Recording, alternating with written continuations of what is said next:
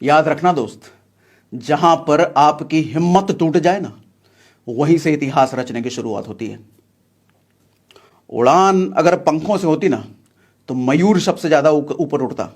मयूर मतलब मोर, क्योंकि उससे बड़े पंख किसी के नहीं होते। लेकिन सच्चाई तो यह है कि उड़ान हौसलों से होती है। लेकिन हम में से ज्यादातर लोग हमेशा पंखों की तलाश में रहते हैं। पंखों मतलब यूटिलिटीज, रिसोर्सेस। हमारा अच्छा टाइम नहीं चल रहा, हमारे पास तो पैसे ही नहीं है, हम तो शहर में नहीं रह रहा, हमारे पास तो अच्छे लोग ही नहीं है, हमारे को जानकारी नहीं है, इतना तो हमें पता ही नहीं था, हमारे बाबूजी ने ये सब सिखाया नहीं।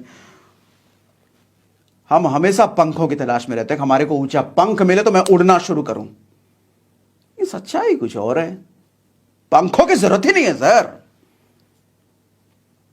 हौसले चाहिए, हिम्मत चाहिए। फिर से कहता हूं,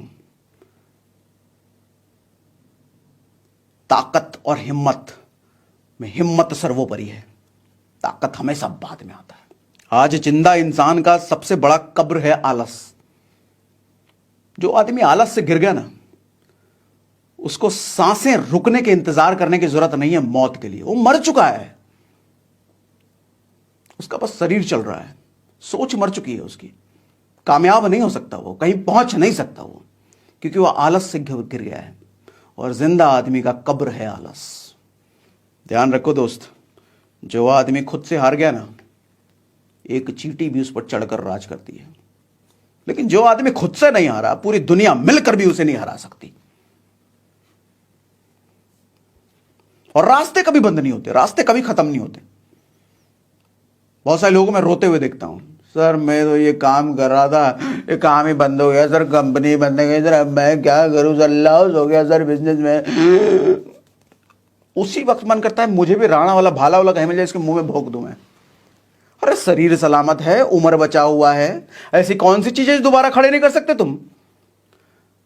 गूगल मैप में देखा है, गूगल मैप अगर लगा करके कहीं आप जा रहे हो और गूगल मैप कहता है कि आगे रेड लाइट से आपको राइट लेना है, और गलती से आपने राइट के बजाय लेफ्ट ले लिया, तो गूगल मैप क्या कहता है, तुम्हारी कहानी खत्म। अब तुमको मैं कहीं नहीं ले जा सकता, तुमने तो गलत ले लिया, अब तुम कहीं जा ही नहीं सकते, तुम्हारा रास्ता खेल खत्म भाई, अब तुम मर जाओ यहीं पर। ऐसा नहीं होता ना, गूगल तुरंत एक अल्टरनेट रूट देता है, बोलता कोई बात नहीं, इधर ले ले भाई, इधर से पहुंच जाएगा। अच्छा उधर भी अगर गलत किया ना, फिर गूगल दूसरा रूट देगा, कोई नहीं भाई इधर पहुंच जा। फिर अगर गलत ले लिया ना, गूगल देगा कोई नया रास्ता, चलो इधर। गूगल आपको तब तक नया रास्ता देता रहेगा जब तक आप मंजिल तक ना पहुंच जाओ। रास्तों की कमी हमें भगवान ने कभी नहीं होने दी सर, कभी नहीं होने दी। दिक्कत यहां है कि हम मान लेते हैं कि हमारे रास्ते बंद हो गए सर। रहे रास्ते कभी बंद नहीं होती। निगाहें मंजिल पर रखो ना, रास्ते मिलते चले जाएंगे। एक रास्ता बंद हुआ मान सकता हूं, फेल हो गया मान सकता हूं, दूसरे पर चले उधर भी फेल हो गए मान सकता हूं, तीसरे पर भी फेल हो गए समझ में आता है। लेकिन सारे रास्ते बंद हो जाए, सारे पर फेल हो जाए, ऐसा नहीं हो सकता सर। भगवान परीक्षा लेता है मानता हूं, भगवान तकलीफें देकर के टेस्ट करता है, समझ में आता है। लेकिन हम भगवान के अंश हैं, वो मजबूत करने के लिए हमें तकलीफों को देता है। भगवान के इशारे समझो। आपने, मेरे क्लासरूम का एग्जांपल देता हूं, मैं जब स्कूल में पढ़ता था ना, एक लड़का था मार्तन, मैथ में बड़ा तेज था वो। और हमारे मास्टर साहब जो थे मैथ के क्लास में, जब भी उनको मजे लेना होता था लोगों से, मैथ के सवाल पूछते थे, तो बता, नहीं बता पाया तो वो जानबूझकर ऐसे दो तीन लड़कों को उठाते थे जो नहीं बता पाएगा, फिर लास्ट में मजे लेने के लिए उठाते हैं। अब देखो मार्तन बताएगा, मार्तन बताओ बेटा, और मार्तन खटाखट खटाखट वो सॉल्व कर दे, और शाबाशी दे इतने में, और सारे लड़कों को फिर चल उठे। मार्तन को, अच्छा हद तो तब हो जाती थी, मार्तन को मार्ट साहब अपने घर बुलाते थे और घर बुला करके एक्स्ट्रा टिप्स देते थे उसको। फिर वो मार्तन बताता था मुझसे ये वाला सवाल कर रहा है, उसको एक्स्ट्रा सवाल देते थे सॉल्व करने के लिए मैथ के, भारी भरकम। ध्यान देना, मास्टर जी कभी उसको वो सवाल सॉल्व करने नहीं देते थे जो आराम से मार्तन कर ले, वो सवाल सॉल्व करने देते थे जिसको सॉल्व करते करते मार्तन की फट जाए। क्यों? क्योंकि वो चाहते थे मार्तन टॉप करे, इससे ऊपर कोई जाए ना। फेवरेट था ना वो। मास्टर साहब अपने फेवरेट स्टूडेंट को हमेशा डिफिकल्ट सवाल देते हैं सॉल्व करने के लिए, क्योंकि मास्टर साहब का इंटेंशन उसको परेशान करना नहीं है। मास्टर साहब का इंटेंशन ये है कि वो सॉल्व करते करते उसकी ताकत बड़ी हो जाए, उसकी दिमागी शक्ति बड़ी हो जाए, फिर वो टॉप करेगा ना, आराम से हलवा हो जाएगा उसका टॉप करना। सर ऐसे ही मास्टर जी हमारे भगवान होते हैं, हमारे ईश्वर होते हैं। वो जब हमें तकलीफें देते हैं ना सर, उनका इरादा यह है कि वो हमें टॉप पर ले जाना चाहते हैं। क्योंकि संभव नहीं है कि इसकी मजबूती आ जाए बिना मुश्किलों को दिए हुए। सर शारीरिक लेवल पर जब हम शरीर को मुश्किलें देते हैं ना, शरीर को कष्ट देते हैं ना, यानी कि एक्सरसाइज करते हैं, जिम करते हैं, तब जाके शरीर मजबूत होता है।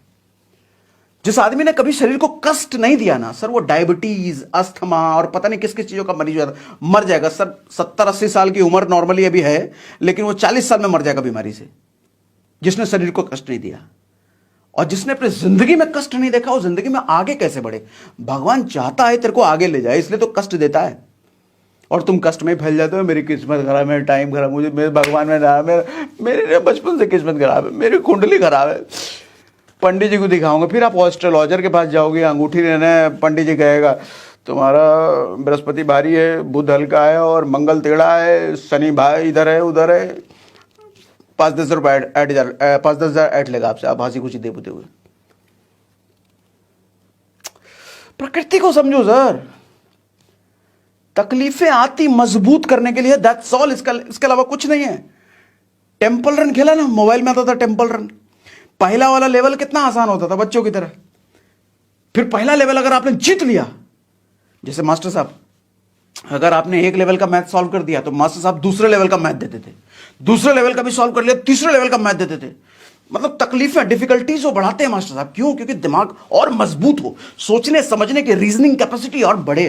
तो भगवान भी आपको पहले इतना सा तकलीफ देगा, पार कर लिए फिर इतना देगा, पार कर लिए फिर इतना देगा, पार कर लिए फिर इतना देगा, फिर एक दिन टप पे ले जाएगा ऊंचाई पर। टेंपल रन में पहला लेवल आसान होता है, जीत गए, दूसरा मुश्किल लेवल। या कोई भी गेम आप खेलते हो तो गेम में देखते हो पहला लेवल आसान होता है, उसको अगर जीत लिया तो दूसरे पर, उसको जीत लिया फिर तीसरे पर, और हर लेवल पिछले लेवल से मुश्किल होता है। लेकिन जो सारे लेवल जीतता चला जाता है सर, गेम में बाजीगर कहते हैं उसको, मास्टर कहते हैं, विनर कहते हैं, राजा कहते हैं। लेकिन जो सारे लेवल पाल करता है वो पहले लेवल पर जो छाती पीट ले हमारी किस्मत खराब है, उसको तो कान पकड़ के बाहर निकल दिया था, तमाचा मार के भाग यहां से, किस्मत खराब है तुम्हारी। मुश्किलें हमारे को टॉप कराने के लिए आती है सर। ये बात जानो, समझो, प्रकृति को समझो। प्रकृति हमारी दुश्मन नहीं है, भगवान हमारा दुश्मन नहीं है। बस इरादा ये है कि मजबूत किया जाए। संसार में इतनी सारी सुख सुविधाएं हमारे को दी है भगवान ने, उसको एंजॉय कर पाए। उसको एंजॉय करने के लिए ताकत चाहिए सर, शक्ति चाहिए सर, पैसा चाहिए सर, अमीरी चाहिए सर। गरीब रह के कहां आप आईफिल टावर पे चढ़ पाओगे? पेरिस के बॉर्डर पे भी नहीं घूमने देंगे आपको, कान पकड़ के बाहर कर देंगे, भाग यहां से गरीब कहीं के। पैसा चाहिए ना। दुनिया में बड़ी से बड़ी मुश्किलों की ना यह औकात नहीं है कि आपके कदमों को रोक दे। जब मुश्किलें आपके कदमों को रोकने आती है ना सर, उनका इरादा रोकने का नहीं होता। वो चाहती है कि मुश्किलों को बार बार ठोकर मार अपने पैर से। और जब मुश्किल को समझ में आता है ये ठोकर मार मार के अब इसका पैर मजबूत हो गया है, तो मुश्किलें कहती है अब इसका पैर का मजबूत हो चुका, अब निकलो भाई, अब निकलो, अब अगली जगह चलते हैं। और पैर आपका मजबूत हो चुका होता है। चांदनी चौक टू चाइना एक मूवी आई थी, उसमें एक सीन था जो अक्षय कुमार का गुरु था ना, जो कुंफू सिखा रहा था, उसने एक टास्क दिया था अक्षय कुमार को, ये हाथ के ऊपर बेलन रख के ऐसा रगड़ने के लिए। 1 महीने तक उसको सिर्फ रगड़वाया। अक्षय कुमार एक दिन गुस्से में आएगा, तू 1 महीने से मेरे को यही करवा रहा है, मुझे कुंफू सीखना है, काम कर, फालतू टीचर है तू, ये सब नहीं सीखना मुझे। तो टीचर उसको बताने के लिए लकड़ी की कुर्सी फेंक करके मारता है उस पर, और जैसे फेंक करके मारता है अक्षय कुमार बस हाथ ही तो ऐसे रखता है, वो लकड़ी की कुर्सी एकदम टूट के अलग हो जाती है। और तब अक्षय कुमार को लगता है, एहसास होता है कि भाई साहब मेरे हाथ तो लोहे के हो गए, 1 महीना ये करवा करवा के गुरुजी ने मेरे हाथ तो लोहे के बना दिए। तब एहसास होता है बार बार मुश्किलों को झेलना हमारी नियति को स्ट्रांग कर देती है। एक छोटे बच्चे को जब इंजेक्शन लगता है ना, वो बहुत चिल्लाता है, कर्राता है। लेकिन वही इंजेक्शन एक बड़े आदमी को, मैच्योर आदमी को जब लगता है, उसको बस चींटी जैसा लगता है, उसको दर्द नहीं होता। सर इंजेक्शन तो वही है। छोटे बच्चे को उतना ज्यादा दर्द क्यों हुआ और बड़े को क्यों दर्द नहीं हुआ?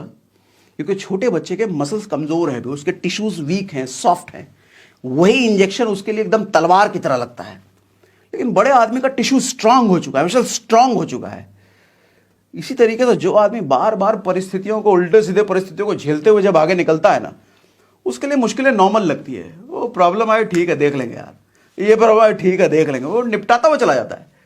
लेकिन जिस आदमी ने कभी समस्याओं को देखा नहीं है, वो आदमी समस्या आते ही पहली बार में छाती पीट लेता, हाय रे मेरी पहला ब्लेम तो किस्मत पर ही जाता है।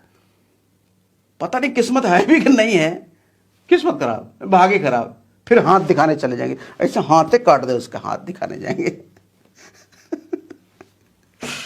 बेवकूफ आदमी। सर निडल वही है, बच्चे के केस में भी और बड़े के केस में भी, लेकिन बच्चा रोया कराया क्योंकि बच्चा कमजोर है। बड़ा आदमी कुछ नहीं हुआ उसको क्योंकि वो मजबूत हो चुका है। और मजबूत होने का तरीका यह है कि बार बार शरीर को कष्ट देते रहो, मजबूत होता चला जाएगा। कष्ट कभी नहीं दिया तो वही बच्चे वाला ही शरीर रह जाएगा। फिर एक निडल चुभेगा ना, फिर